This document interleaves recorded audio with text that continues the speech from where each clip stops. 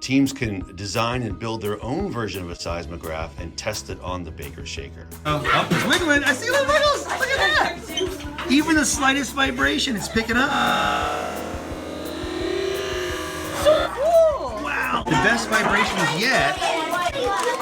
Let's get a shot of here. That is great. This version is my favorite version. And if you're interested in making one of these, you can skip ahead to the end of this video to see the details of how this one was made.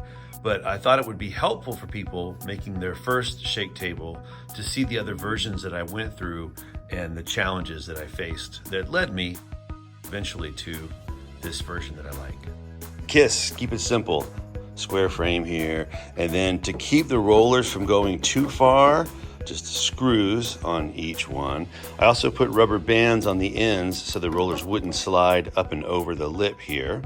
And you put rubber bands on there so the tubes can grip. And then you put a flat surface on top. And then put your structure here. And the kids can just wiggle back and forth like this to test it. And these screws are here as support for the rubber bands, which I'll show you in a minute.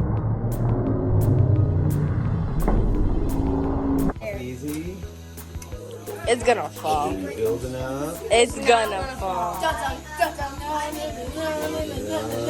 Yeah, I know. We're trying to make it work.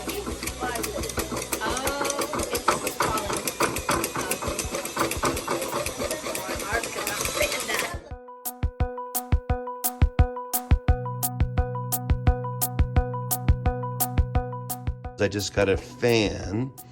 I cut off the blades and then drilled a hole through here and zip tied some weights there. And so when the fan turns on, it wobbles.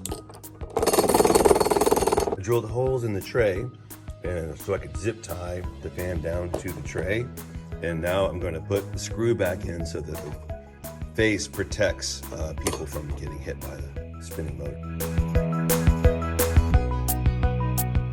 This looks more complicated than it is. It's just a board with 4 screws, 1 on each corner. And then I put a hole in this end, and this is that toy motor from my daughter's old toy, and 2 wires. And I was lucky I found a way to screw it down onto the table so when it shakes, it stays on. You just set it like this, and then we connect the 4 rubber bands to keep it from running away. I think I was trying to keep the motor from hitting the edge here. And then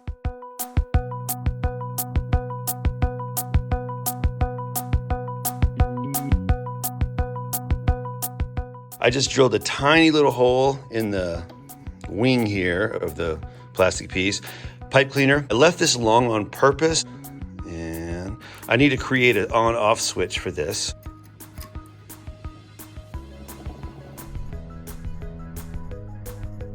And then, if that proves not to be powerful enough,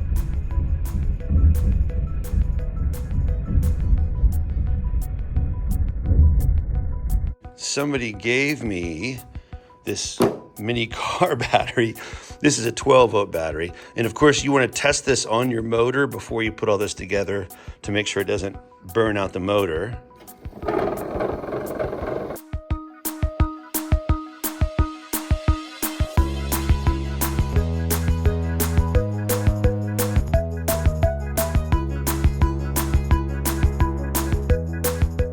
Put it in the center so that it's equal vibration on each end, and I can have 2 towers at the same time competing against each other. It's safer because it's in the middle as opposed to hanging off the edge here. I may not be the sharpest tool in the shed, but I am persistent and I stick with it till I get it right. I can't believe I didn't think of this sooner. I just flipped this over and I screwed it from the bottom up, and now it is completely safe.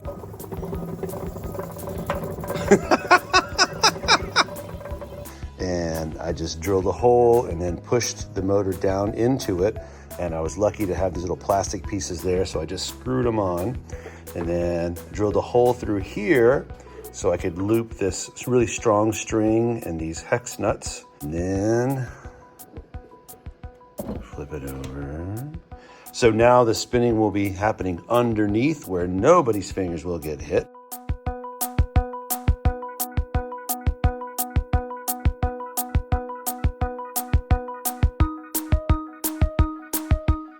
I used straws to mark out these areas, and I used roofing nails, which have a flat surface, to hold them down. I didn't want any pokey nails sticking up and cut somebody accidentally on the finger. I don't like how the wires look hanging across the top like this, but I do like how easy it is to see that they are still connected, and I like how the fifth graders can see how a circuit is just the circle. Whoop, what did I forget? The rubber bands. They help to keep it in place. Notice they're super loose. They're not there to actually hold it tight. They're just there to keep it from moving away. I notice that max speed is pretty even, and earthquakes don't really work that way. So I like to mix it up, which actually makes it harder for the building to stand by changing speed. I don't have a battery tester for that size of battery, but on a hunch, I tried another new one.